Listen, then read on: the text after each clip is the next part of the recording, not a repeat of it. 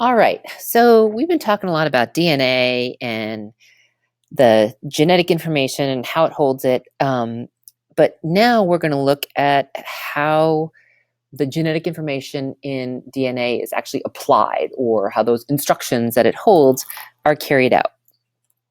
Okay, so the information in DNA must be translated into some kind of an action in order for cellular processes to work. So DNA contains the blueprint of every cell, and the proteins are the construction workers of the cell. So they control cell shape, cell function, reproduction, like everything. They control everything. Okay? So there must be a kind of flow of information from DNA to protein. Okay? And this is a stepwise process, and it's done via ribonucleic acid, or RNA. Okay, so because DNA is trapped in the nucleus, it can't leave to get, and proteins are made in the cytoplasm. We have to somehow get the information from the nucleus out to the cytoplasm. And we get that information out via a molecule called RNA. Okay. So RNA is different structurally from DNA in three major ways. Okay, and there's going to be a lovely table on the next slide. RNA is single-stranded, whereas DNA is double-stranded. RNA has a different sugar in the backbone, has ribose rather than deoxyribose. And RNA contains the nitrogenous base uracil instead of thymine. So whenever you would want to place a thymine, you place a uracil instead. So in DNA, adenine pairs with thymine.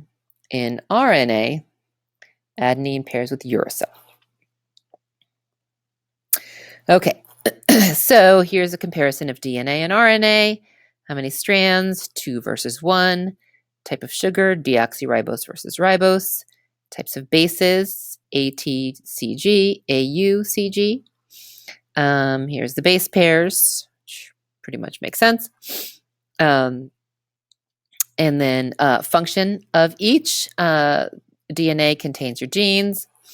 And the function of RNA, we're going to look at, there's 3 different types of RNA, which we're going to look at the next few slides, and they each have separate functions. So this is a good table to come back to, kind of summarizes everything pretty much in this entire screencast. So 3 main types of RNA that are involved in getting the information from the DNA into the ribosome for protein synthesis. So messenger RNA is our first type. Messenger RNA is a portable copy of the gene, and it tells the information on how to make a protein to the ribosome. Okay. 2, transfer RNA. tRNA brings amino acids to the ribosome so they can be assembled according to the instructions in the mRNA. And 3, the third type is ribosomal RNA, which is part of the very structure of the ribosome. Okay, so if you look at here, mRNA, it is basically a copy of the information in the DNA sequence that codes for amino acids that will make up a protein. And we're going to talk about codons in a minute, but every group of 3 bases is a codon. And each group of 3 codes for 1 amino acid. Okay, then we have ribosomal RNA. So the ribosome is made up of 2 things, protein and RNA. So ribosomal RNA is the RNA component. And then slide it up a little bit. Here we get transfer RNA.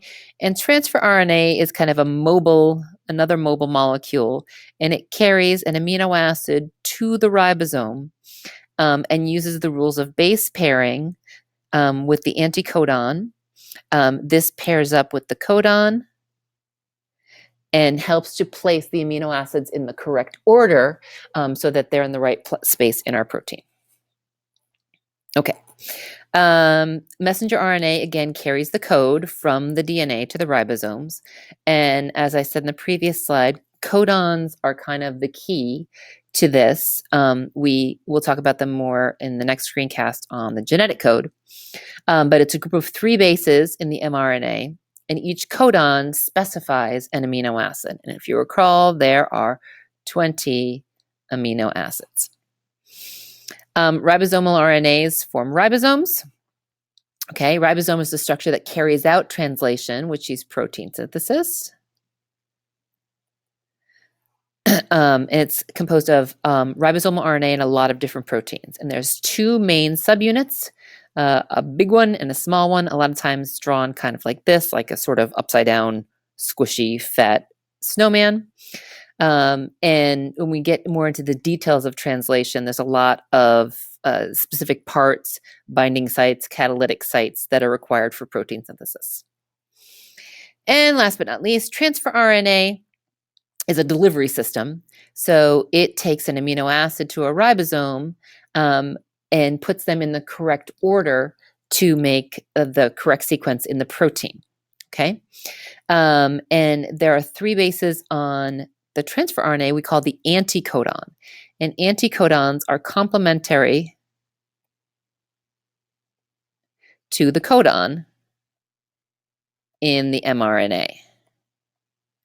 Okay, and as you'll see, that's how we help translate the code from the DNA into protein. Okay, so again, just kind of an overview, the flow of genetic information follows something we call the central dogma of biology. And a dogma, I don't know if you know this word dogma, it means a set of beliefs. I spelled that wrong, B-E-L-I-E-F-S, maybe, close. So the basic tenet of all biology is basically explained by the central dogma. We have DNA, that information is converted into RNA, and that information is converted into protein, and then protein carries out the instructions found in the DNA. Okay, because DNA and RNA are both nucleic acids, they're kind of the same language, okay? And when you rewrite something in the same language, you transcribe it, okay, if you're just rewriting something. So this process of making RNA from a DNA template is transcription,